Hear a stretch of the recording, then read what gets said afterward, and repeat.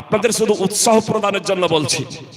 আলহামদুলিল্লাহ, আমার পারিবারিক জীবন অত্যন্ত সুমধুর এবং সুখময়। কেন জানেন? আমি পাত্রী দেখার পরে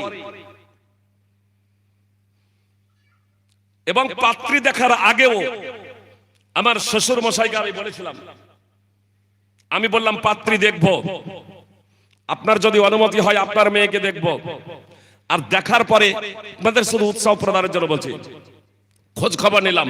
খোঁজ খবর নেওয়ার পরে আমি আমার শ্বশুর মশাইকে ফোন করলাম ডাইরেক্ট, আপনার মেয়েকে আমার জন্য আমি দেখব, যদি আপনার অনুমতি হয়। বললেন ঠিক আছে। আমি বললাম দেখবো বলতে আমি দেখব, আর দেখার পরে আমার যদি পছন্দ হয়ে যায়, আমি ঘর থেকে বেরিয়ে যাওয়ার পরে এবার মেয়েকে জিজ্ঞেস করবেন যে তার আমাকে পছন্দ কিনা। আমার যদি পছন্দ হয়ে যায়, আর তারপরে তাকে জিজ্ঞেস করবেন তারও যদি পছন্দ হয়ে যায়, তাহলে